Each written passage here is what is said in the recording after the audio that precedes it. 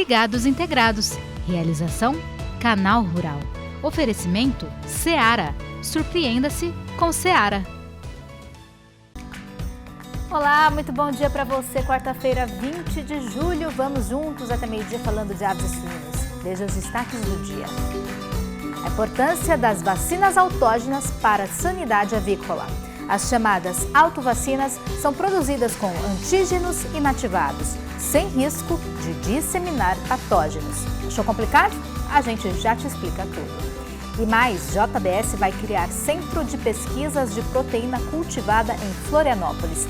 Com um investimento de 60 milhões de dólares, o foco será o desenvolvimento de tecnologia própria para tornar o processo produtivo mais eficiente. Tudo isso e muito mais, Ligados Integrados, já está começando.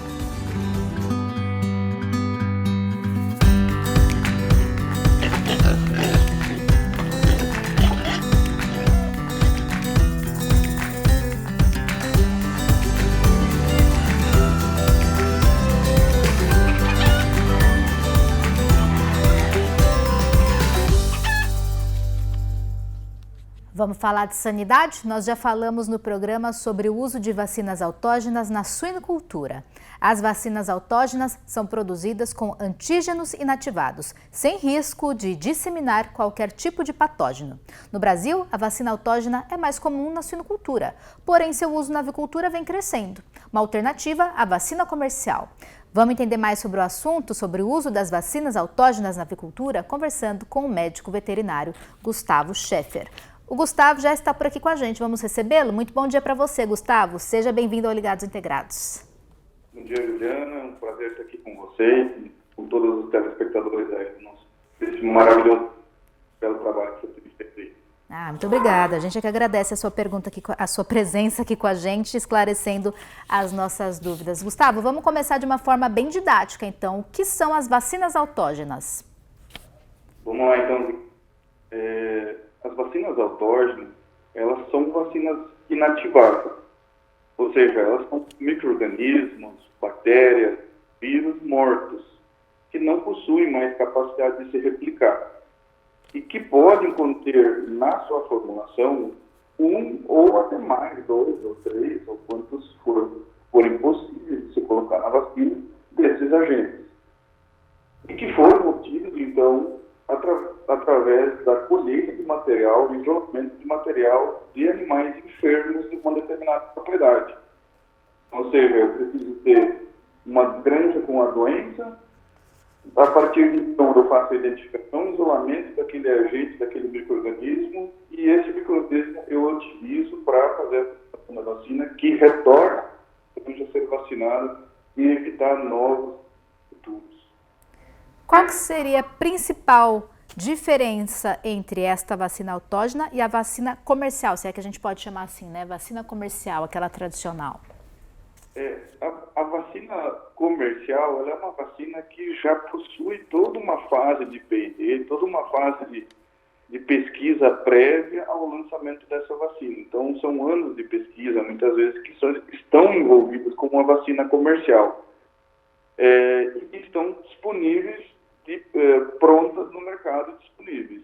As vacinas autógenas, por sua vez, eu preciso necessariamente passar por alguma enfermidade na granja, conseguir fazer o isolamento daquele agente para então eu iniciar a replicação desse agente a nível laboratorial, fazer a inativação dele e aí, por sua vez, conseguir produzir isso, colocar isso numa formulação de uma vacina para retornar a produção dessa vacina, a vacinação dessas aves. Então, isso pode demorar um tempo aí variável, muitas vezes de 40, 60, 90 ou mais dias, até eu ter, desde o período de colheita desse material, até ter o produto final disponível para vacinar essas aves.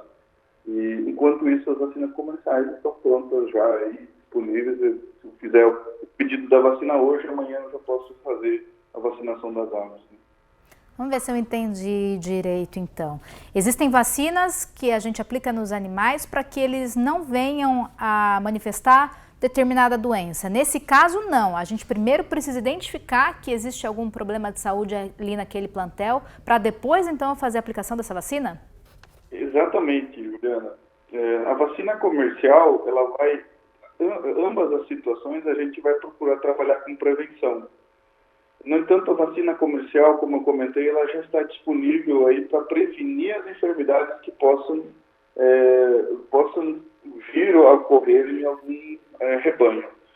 A vacina autógena, quando tem algum desafio que acaba fugindo à proteção gerada pela vacina comercial, isso muitas vezes, ou geralmente, se dá por alguma variação de um agente no campo, alguma variação genética, alguma mutação, ou algum desafio que exista numa granja que seja diferente ao que a vacina é capaz de proteger, aí eu não tenho uma ferramenta em mãos pronta, uma vacina comercial pronta, disponível no mercado, no portfólio, no mercado brasileiro. Aí o que eu preciso fazer? Eu acabo tendo que partir para isolar esse agente e transformar aquele agente daquela enfermidade específica em uma vacina e depois retornar àquela granja para conseguir vacinar e aí sim prevenir novos futuros surtos. E como é que a gente garante que esse procedimento vai ser seguro, de que nesse processo, então, não vou acabar espalhando mais esse micro-organismo ali pela minha estrutura, pela minha granja, pelo meu galpão? Como é que a gente garante a segurança desse procedimento? Primeiro que a vacina em si, ela vai ser inativada. Então, esse micro-organismo que foi isolado lá, e a gente faz a replicação desse micro-organismo em concentrações maiores aqui num ambiente controlado. Depois disso, ele passa por um processo de inativação, e essa inativação, inclusive, passa por um teste subsequente para garantir essa inativação.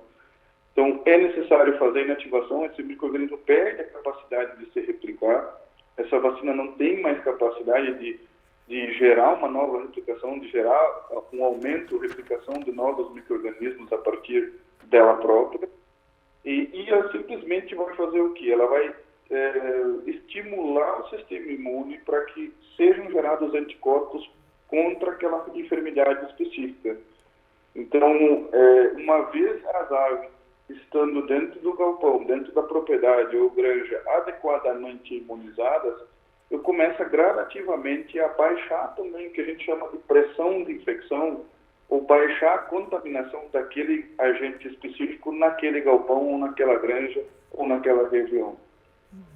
Como nós dissemos, esse processo de vacina, a aplicação da vacina autógena já é comum na suinocultura e vem se tornando mais comum na avicultura, né? A gente pode falar aí de quais doenças na avicultura? Porque a gente está falando então de uma vacina comercial que já existe para determinada doença, mas porventura ela pode não funcionar para uma nova cepa daquela doença, para uma nova variante daquela doença, né? E aí eu vou ter que fazer uso, então, da vacina autógena. A gente está falando, por exemplo, de novas variantes para qual doença na avicultura?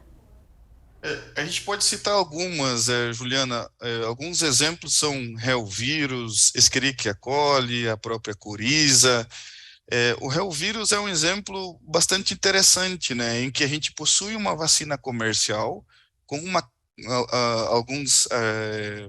algumas cepas já muito bem conhecidas e que conferem proteção para cepas de campo que sejam muito idênticas geneticamente e antigenicamente àquelas que estão na vacina comercial. No entanto, recentemente a gente tem encontrado, e com o advento inclusive das metodologias que a gente encontra a nível laboratorial, metodologias moleculares, o sequenciamento genético, a gente tem entendido que a campo existe uma variação genética e antigênica desse vírus extremamente grande, extremamente ampla, tão ampla a ponto de uma vacina só não ser capaz de fornecer proteção adequada para todas essas variações que existem nas mais diferentes regiões. E aí começou-se a entender que há uma necessidade de se fazer, em determinadas regiões, vacinas autógenas para aqueles desafios específicos que existem nas diferentes regiões, pela capacidade do vírus ter essa capacidade de ter uma mutação genética tão ampla e tão grande, né? Para finalizar, Gustavo, eu gostaria que você falasse um pouquinho sobre o processo de fabricação, como é que é produzida essa vacina. E uma outra pergunta, quando a gente fala em vacina, eu já penso logo em agulha, né? Mas a gente sabe que na criação de animais pode ser vacina em água de bebida, né? Que vacina é essa, então? Bom, quando a gente fala do processo de produção dessa vacina autógena, tudo começa lá na colheita do material a campo. Então, eu preciso ter uma granja que está passando por algum desafio, alguma doença. Dessas aves aí afetadas é coletado material, órgãos específicos de acordo com a suspeita clínica, né, que vai para um laboratório de microbiologia para fazer a identificação e isolamento desse agente. Em paralelo, o veterinário responsável, técnico da empresa em que ocorreu a doença, preenche um formulário de solicitação de vacina autógena para aquele agente específico que é enviado ao mapa. Uma vez tendo o retorno positivo do mapa, a empresa produtora de vacina autógena inicia os trabalhos de replicação e inativação desse micro-organismo para que em seguida seja adicionado na formulação da vacina e depois irá retornar para aquela granja específica poder fazer a vacinação. E aí prevenir para os novos surtos que eventualmente podem ocorrer, né, subsequente. Por se tratar de uma vacina inativada, ela necessariamente acaba tendo que ser injetada na ave. Então, a forma de aplicação dessa vacina, ela geralmente é intramuscular ou de maneira inativada, subcutânea. Então, dessa forma, eu consigo oferecer de maneira mais adequada essas partículas inativadas desse micro-organismo para que o sistema imune consiga captar essas partículas e aí começar a estimular a produção de anticorpos específicos para aquela enfermidade, né? É isso, então. Gustavo, muito obrigada por esclarecer as nossas dúvidas, por todas as informações. Te espero em outra oportunidade, então. Até mais. Imagina, eu que agradeço, Juliana, a oportunidade e estou à disposição sempre. Até a próxima.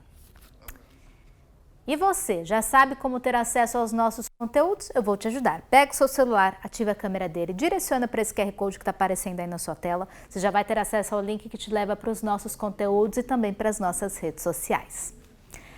Depois do intervalo, JBS investe em centro de pesquisas de proteína cultivada em Florianópolis. A gente vai saber mais daqui a pouquinho. Não saia daí. O meu nome é Paulo César de Souza, sou da Granja de São João, da unidade Jacarezinho, no Paraná. Ligados Integrados, volta já.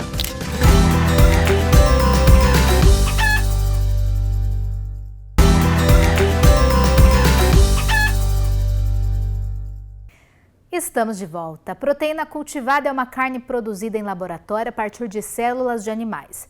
Nos próximos 3 anos, a JBS vai investir $60 milhões para a criação de um centro de pesquisa em proteína cultivada sediado em Florianópolis, a JBS Biotech Innovation Center. A repórter Priscila Polon traz mais informações para a gente. Vamos ver. A indústria pensando no futuro. A JBS escolheu a cidade de Florianópolis, Santa Catarina, para sediar o JBS Biotech Innovation Center, um centro de pesquisas voltadas à proteína cultivada. De acordo com uma previsão da ONU, até 2050 a população mundial vai atingir 9,7 bilhões de pessoas. Hoje, somos 8 bilhões. O consumo de proteína vai aumentar e a proteína cultivada é uma alternativa produzida a partir de células animais. O investimento no centro de pesquisa é estimado em $60 milhões nos próximos anos. São quase 40 mil metros quadrados destinados à construção de laboratórios avançados, que ficarão localizados no Sapiens Park, ao norte da ilha. Como se trata de um projeto, ainda não temos imagens, mas eu bati um papo com o Luiz Mar Porto, que será o presidente do JBS Biotech Innovation Center, para contar mais para vocês sobre essa iniciativa. E a primeira pergunta foi: por que Florianópolis?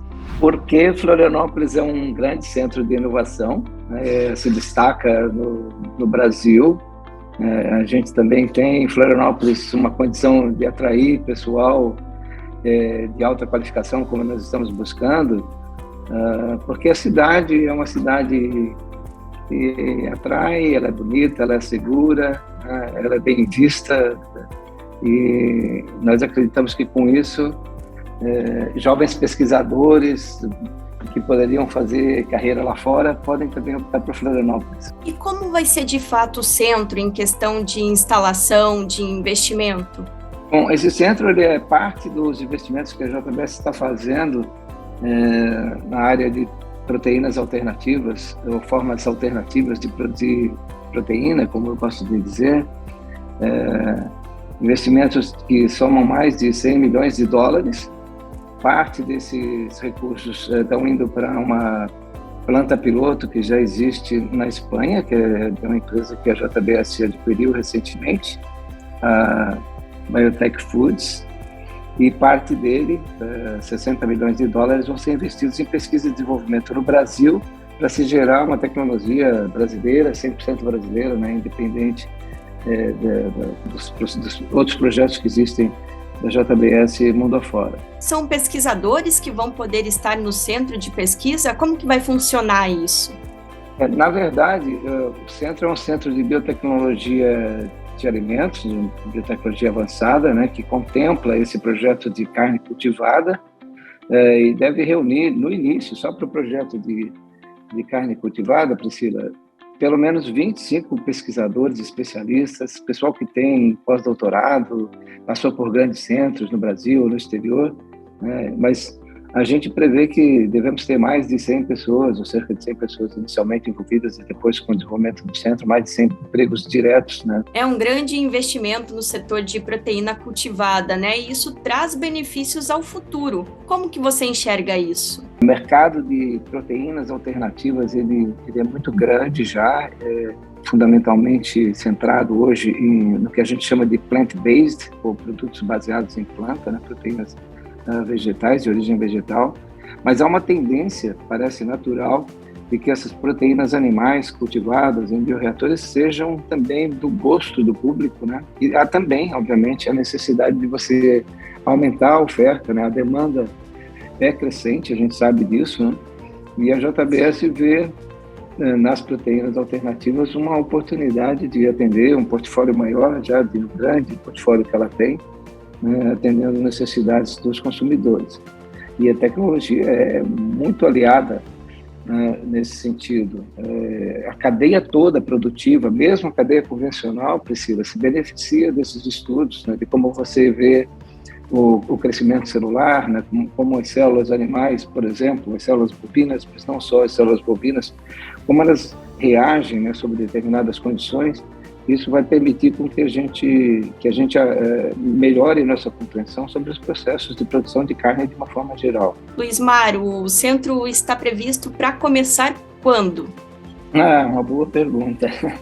Nós queremos começar o mais rápido possível, né? Nós devemos estar inaugurando os primeiros laboratórios no final deste ano ou início do ano que vem.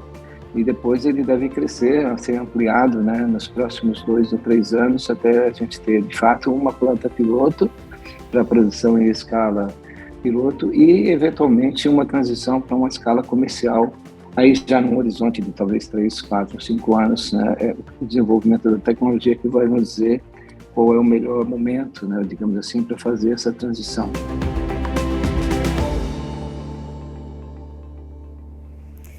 E lembrando que para ver e rever as nossas reportagens e entrevistas, basta você acessar o nosso canal no YouTube, youtube.com/ligadosintegrados. Fica tudo disponível por lá.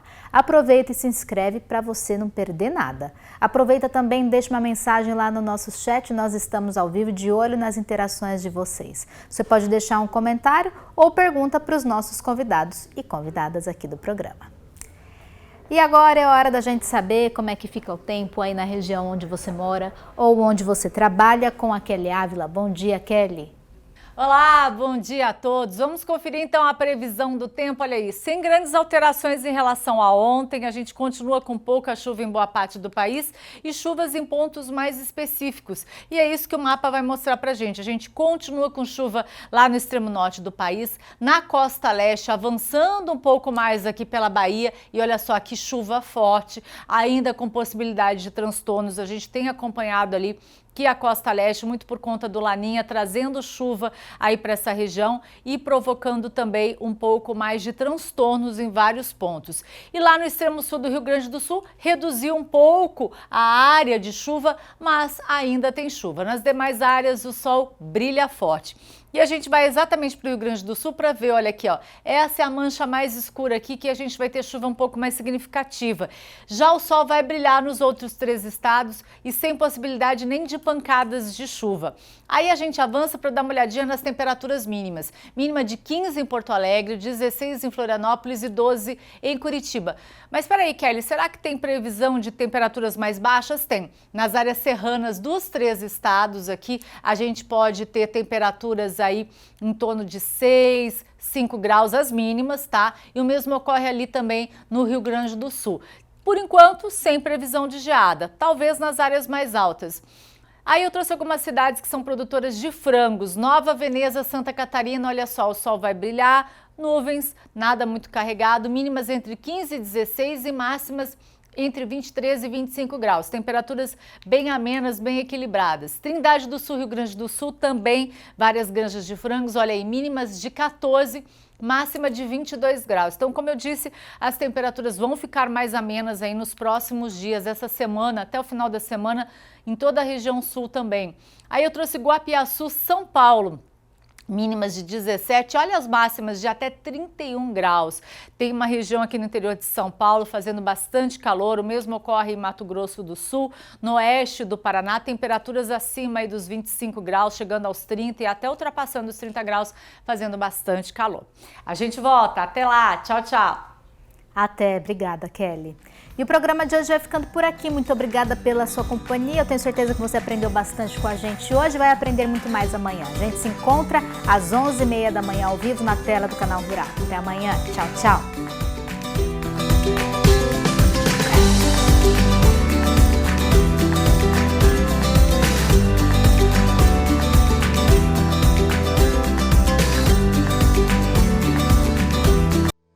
Ligados Integrados. Realização Canal Rural. Oferecimento Seara. Surpreenda-se com Seara.